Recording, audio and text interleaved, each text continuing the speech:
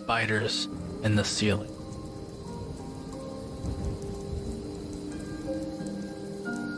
It wasn't until my early 30s that I developed my arachnophobia. As a kid, I had what most would consider to be only a rational fear of the eight-legged pests. I didn't particularly like spiders, but I wouldn't say I was exactly petrified by their presence either. I viewed them mostly as a mild nuisance, just one more insignificance on a long list of creatures practically designed to be squished by bigger things like myself. This admittedly arrogant perspective remained with me until I moved into a moderately sized house that had sat about half an hour from anything. Truthfully, the home was nothing special. It was an old single-story farmhouse caked in dust when I first found it, but I was taken with its rustic architecture and seclusive nature. When I called the realtor to ask about pricing, they informed me that the previous owners had been trying to sell the property for ages and were excited to see anyone finally taking an interest. As a result of this, I was able to get the place dirt cheap. It was only a few days after my initial call I found myself signing the paperwork to become a homeowner. I probably should have suspected something was off with the previous owners' eagerness to rid themselves of the place, but I shrugged off any suspicions I did have as paranoia. Something I soon regret. Anyhow, I spent the next week or so cleaning the absurdly large amount of dust and cobwebs that absolutely coated the structure's insides. Soon enough, the place was in a livable state, and I moved everything I owned, which wasn't much, in. For a few weeks, life in the new house was great. I adored how far away I lived from any other people. I was able to spend many days just sitting on the porch and taking in the beauty of the countryside. The inside of my home was equally as cozy, and despite having no lights around me for miles, I had never felt more safe. It wasn't until I was laying in bed one night that my sense of stability slowly began to unravel. I was nearly asleep when a strange scratching noise caused me to jolt upright in bed. I sat there for a moment, letting the rhythmic scuffling noise play out as I attempted to pinpoint its source through the darkness. The scraping seemed to engulf me from all sides. My head swiveled in every direction as my eyes strained to pierce the thick layer of black that covered my surroundings. The sound didn't intensify, but neither did it decrease. Finally, after a few minutes, I reluctantly reached to my bedside and groped blindly for the lamp switch. Almost as soon as the weak light dimly illuminated, the noise ceased. I looked around in confusion, already beginning to wonder if I'd been dreaming. Having just recently moved in, there wasn't much in the way of hiding places in my room. I checked under my bed, behind what little furniture I did have, but found nothing out of place. Just to be safe, I did spend a few minutes checking the doors and windows, and even the other rooms, just to make sure that there wasn't an animal or something that had found its way into my home. When I didn't find anything, I returned to bed exhausted and ready for sleep. I decided the scratching noise must have been an animal that had gotten on my roof or something, and figured I'd just deal with it in the morning. I laid my head back against my soft, inviting pillow and stared at the ceiling, waiting for sleep to take me again. I was just about to switch off my light when I saw something blemishing the bumpy popcorn surface of the ceiling.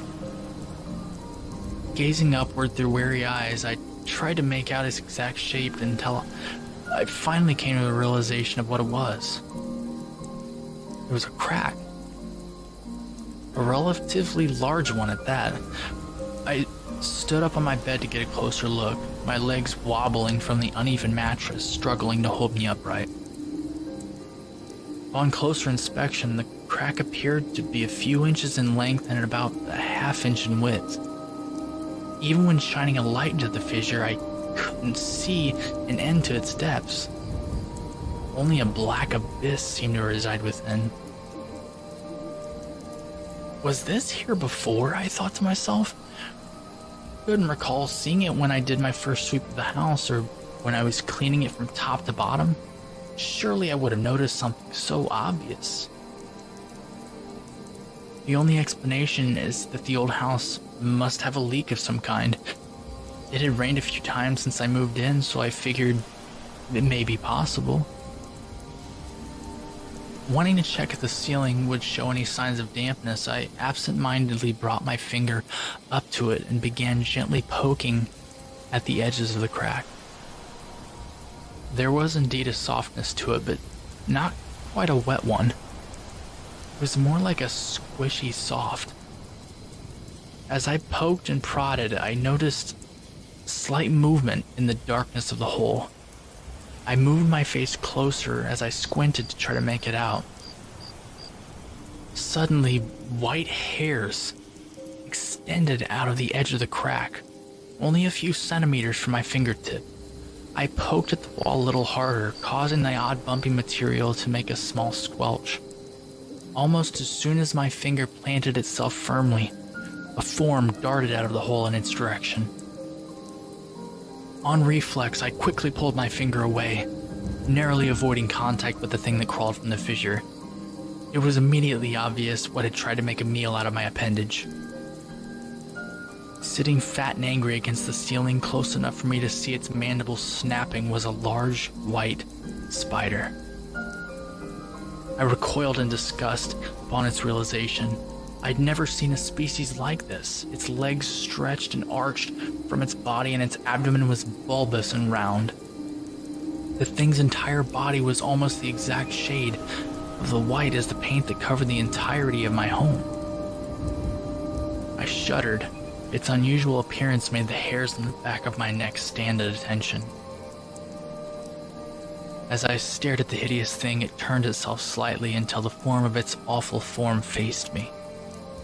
It appeared to be looking at me, as if daring me to try poking at its nest again. I might not be a genius, but I wasn't stupid enough to put my skin anywhere near the disgusting arachnid's maw again. Instead, I carefully stepped down from my bed and shuffled around the floor, my feet feeling for my shoes. All the while, I kept my eyes on the fat abdomen of the creature. Its body shifted with each and every movement I made, as if the thing was still watching me. I began to feel an overwhelming sense of nervousness. It was as if I was a fly, trapped in the monstrosity's web, and waiting to have my insides sucked out of me through sharp, jagged fangs. Just as my panic began to get unbearable, my feet finally kicked at what I'd been feeling for: my shoes. Slowly bending down and picking one up, my anxiety began to turn to courage. I didn't understand why I was so afraid of some little spider, but now with a proper weapon in my grasp, I felt my fears evaporate. Slowly, I climbed back on the bed, still in the staring contest of my life with my uninviting roommate. "Say goodbye, you little bastard," I said. Then I swiftly swung the bottom of the shoe up on the ceiling, directly nailing the spider. It didn't even stand a chance. The horrifying form that previously sat like a bloated king over my bed was nothing but a bloody stain against the white paint of the ceiling. I stood there, nodding to myself triumphantly. Deciding I'd had enough adventure for one night, I stepped down from my bed and set my shoe back next to the other one. Then I covered myself in a cocoon of blankets, and feeling safe once more, I quickly fell asleep. Unfortunately, that night was only the first of many spider sightings in my home. Over the next week or so, I had found and mashed at least one or two nearly identical creatures each day. They seemed to be lurking in every corner of my home, under the sink in the hall closet, on the spare bedroom wall, you name it. I nearly had a heart attack one night when I took a trip to the bathroom and found an especially plump one resting on the underside of the damn toilet seat. It seemed that no matter how many I killed, more would show up. As the days passed, I grew an irrational hatred for the horrid little creatures. Each time I saw one, it filled me with an instinctual rage. There was no longer a fight or flight response, only fight. I must have killed over a dozen as the week went by. As my patience for them dissolved with each execution, I found myself disposing of the eight-legged monsters in increasingly cruel ways. The first several I simply smashed, but I soon moved to spraying them with a puddle of powerful bug spray. Then I resorted to smothering them with white vinegar. Watching their shriveling bodies burn and bubble had begun to fill me with a sadistic satisfaction. My anger towards the uninvited things was only exacerbated by my lack of sleep. Every night that week I would wake up to the same scraping sound I heard the night I found the first spider. Each time I would switch on the light, however, the noise would abruptly stop. Still, I found myself on edge as a result, and often had trouble falling back to sleep after I was awoke, if I managed to fall asleep at all. What's more, I could swear the crack on my ceiling was getting larger. Every night that I was pulled from my sleep from that hideous, obnoxious scratching, I would instinctually look at it. But each time I was met with nothing more than the pitch black that sat between the lumpy paint. One night I was woken by the horrible sound once more. Instead of immediately looking up at the fissure in the ceiling, as I had done previous nights, I just lay there, irritated. All I could bring myself to think was the question of how long I would have to endure this nightly ritual before I could manage a single night of decent sleep again. Listening to the sound as it snaked its way eerily from wall to wall, felt my breathing shallow. I allowed myself to drink in the sound as my anxiety quickly rose in my chest. A symphony of thumping, scraping, and scratching took hold of me, squeezing my throat like a noose. My arms and legs began to crawl, and an itchy sensation worked its way across nearly every inch of my skin. Every ounce of my nerves screamed at me to move, to scratch, to relieve myself of this torment. All it would take was to flip on a light switch, and I knew the warmth of the light would soothe all my ailments. But I refused. I did not want to let this noise win. I had to beat it. If I gave up now, I feared I would never be rid of it. The itching across my skin began to burn, and nearly choked on my own spit after not swallowing for too long. Finally, after every ounce of my will had been expunged, I simply couldn't take it anymore. One quick motion, my arm shot to the side of my bed and switched on the lamp. Immediately, the sound stopped. My eyes were locked with the malignant crevice above me before the light even had a chance to illuminate it. Unlike every night before, however, there was something strange seeping from the fissure. At first it resembled dust, but more solid. As I gazed upward, attempting to wrap my head around what was happening, I realized the itching sensation I'd felt before illuminating the light hadn't stopped. If anything, the feeling had only gotten worse. I thoughtlessly scratched at my neck only to feel something wet squish underneath my fingernails. I quickly glanced at my finger to see a bloody mess wrapped around its tip. My eyes widened in terror at the realization of what I was watching fall from the ceiling was not dust, and I quickly threw my blanket off myself. A horrified gasp reflexively crawled out of my throat as I saw a dozen tiny spiders chaotically swarming up my legs and abdomen. I screamed and leapt out of bed in an instant and ran to the bathroom. Without taking the time to remove my night clothes, I slammed my way into the shower and turned it on, spraying each and every last inch of my body with scalding water to ensure no spiders remained. I didn't stop scrubbing until all my skin was raw and bleeding. This was the final straw. I couldn't take the torment of these tiny beasts any longer. I slept in my car for the rest of that night, and as soon as the sun rose, I called the exterminator. I told him about everything. About the noises I'd been hearing, the crack in the ceiling, and even the details of the spiders down to the color of hair on their asses. Over the phone, the exterminator told me they'd never heard of any spider like the one I described, but said that it could be a rare species. It didn't matter to me, I just wanted them out of my house. I told him I'd pay extra if he could come out the same day, and thankfully he agreed.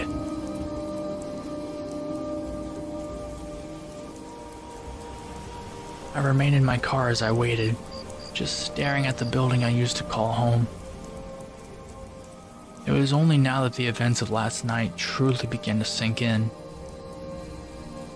I had killed an immeasurable amount of arachnids in my life, but never any that acted like this. Their positions seemed so calculated, so strategic, so intelligent. It was almost like they were aware of what they were doing to me. I tried to shake the thought from my mind as I continued to gaze upon the house they turned into a nest. I'm not sure how much time passed as I sat there, but eventually a yellow van with the words, "Taking care of your persistent pests since 1982, pulled onto my property and parked adjacent to my vehicle. I'm not sure if it was because he didn't expect me to be sitting in my car or the fact I was basically in my underwear that caused the frightened expression on his face as I stepped into his line of sight. I reiterated my situation to him, and to his credit, he stood there and listened with a mostly straight face until I had finished my nearly hysterical rambling. When I was done, he puckered his lips and nodded, as if he'd seen something like this before. I wasn't sure whether to be relieved or disturbed. After returning to my car, I waited anxiously, checking the time every 2 to 3 minutes. When 30 minutes passed and he hadn't come back, I began to grow more nervous. I chewed on my fingernails for another 5 minutes as I tried to be patient. Then another 5 minutes, and another. Then 5 more, and I began thinking my paranoid thought of him being eaten by spiders wasn't as far-fetched as I had originally convinced myself.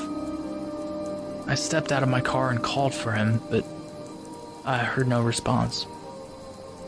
I called again, louder this time, and unable to keep my voice from cracking with fear, but still nothing. I grabbed a fistful of my hair and took in a deep breath, trying to rationalize to myself why he was taking almost twice as long as he said he would. I waited until a full hour had gone by, but he still had not come out of my house. I let out a dramatic groan. I did not want to enter that building until it was safe, but if something really happened to the poor bastard, I couldn't just leave him there. I cautiously stepped towards the ominous structure, reciting left foot, right foot, left foot, right foot, as I got closer to it. I inched my way up the porch, causing the old wood to creak as if screaming in protest. Slowly and methodically, I reached for the door. I called for him one last time and waited for a moment. When I didn't hear anything, I took a deep breath and twisted the knob. As soon as I heard the click of the latch, the door suddenly swung open. I screamed and fell back away from the door, readying myself to be swarmed by thousands of tiny legs, but instead, I heard a small chuckle and an apology. The exterminator stood in the doorway, his gut shaking with laughter, as he reached a hand down to help me up. "What the hell took you so long?" I asked. Both frustrated and embarrassed, he explained to me that he was making sure to spray every nook and cranny he could find. He wanted to be extra sure that he covered the entire place and did a second sweep when he didn't see any spiders. "What do you mean you didn't see any spiders?" I asked in disbelief. "Well, just that. I searched high and low, but I couldn't find even a cobweb in there," he said, seemingly unbothered. That is impossible. I have been seeing them every day for a week now. A whole damn swarm of them fell down from the crack over my bed last night. I nearly yelled. Yeah, see, that's the whole thing I wanted to talk to you about. You mentioned over and over on the phone about the crack in your ceiling, but I didn't see any cracks. I stared at him, a look of bewilderment plastered on my face as he continued. I thought maybe I just misunderstood about its location, but after double checking all the rooms there, I'm not exactly sure what crack you're talking about. I sprayed the corners of the ceiling, so you shouldn't have to worry much about the little critters up there anymore. No. The thing is enormous. There's no way you didn't see the crack going halfway across my ceiling, I protested. He raised an eyebrow and responded in an accusatory voice. How about you take me in there and show me this thing, because I've got no idea what the hell you're talking about. Fine, I will, I stormed into my house, my nerves temporarily calmed from my confusion and irritation. The exterminator walked closely behind me as I made my way to the bedroom. I swung open the door and pointed at the ceiling without looking. Right there, look, I said a bit smugly. He looked at the ceiling, then back at me, an eyebrow raised in confusion. I think maybe you ought to look for yourself, he said with a hint of concern. It's right there. The words caught in my throat as I turned to look at the ceiling over my bed. To my confusion, there was no crack in my ceiling. Only a lumpy, shoddy-looking paint job stretched across nearly the entire length of the bedroom. What? Is all I could utter. I felt a hand on my shoulder. Listen, man, sometimes people with a great enough fear of spiders get little infestations in their home, and their mind thinks up all kinds of crazy junk in response. I looked at him, wanting to be angry at his patronizing tone, but unable to shake my confusion. Don't worry about it, man. Now, you said you woke up with a bunch of spiders on you? It was probably just a nightmare driven by something that's seen a few spiders over the last week. But I sprayed the entire place top to bottom, so you've got nothing to worry about. Now why don't you go get yourself some sleep and I'll get out of your hair. I found myself unable to argue as I stood there in utter shock. Wordlessly, I paid the guy and let him out of my home. He thanked me, giving me one last sympathetic look before driving off in his van, leaving me standing alone in my driveway. It took me a little while after that, but eventually I ended up back in my house, gazing vacantly at the lumpy ceiling in my room. Had I really just imagined everything? Was the crack really never there? Did I actually see any spiders, and was I losing my mind? As I stood there pondering over the possibility of a gas leak in my house, a familiar sound began reverberating around me. Glancing out my window, I saw the sun was setting already, and the room quickly became blanketed in darkness. The noise grew louder and louder with it. So too did my anxiety. My eyes bulged and darted back and forth in desperate search for the source of the unbearable symphony. There was nothing on the walls, nothing on the floor. That left only one place to check. But it was impossible. How could it still be coming from above if there was no crack in the ceiling? But I soon got my answer. I slowly lifted my head toward the once fractured shelter above me. My eyes watered, and a silent scream of agony nearly dislocated my jaw as my psyche attempted to make sense of what I was seeing. The area where the crack previously sat began to shift and contort as I gazed upon it. The ceiling began to squirm and writhe in a flurry of quick, chaotic movement.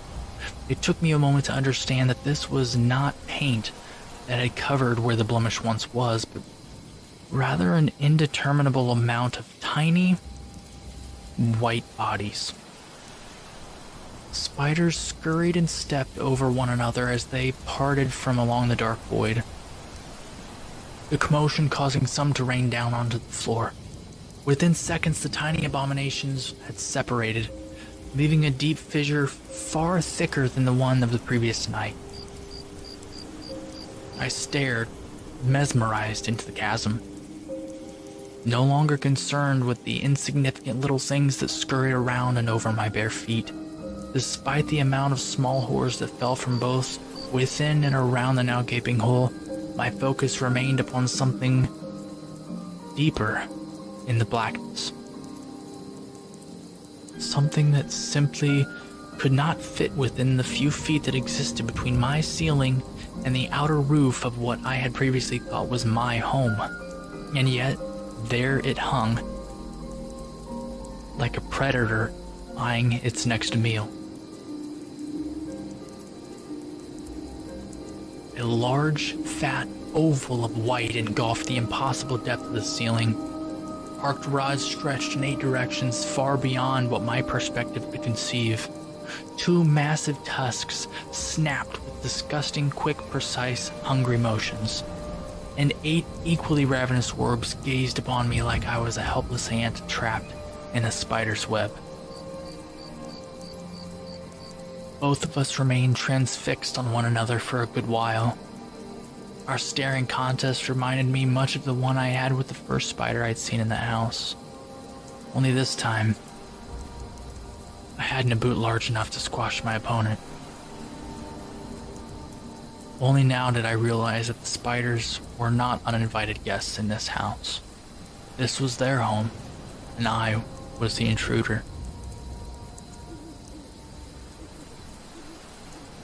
No sooner did that understanding hit me, the enormous monstrosity made just the slightest movement towards me. I broke out of my trance and immediately ran for my life. I could feel the splatters of dozens of tiny bodies exploding underneath me as I did so, but I did not stop to concern myself with them. I bolted down the hall as many more spiders crawled from the squirming cracks that were suddenly appearing on the walls and ceiling. I swatted them away as they landed upon me and kept running until I finally reached the door and slammed right through it. I thanked the gods I still had my car keys in my pocket and hopped in my car, speeding off before I'd even shut the door.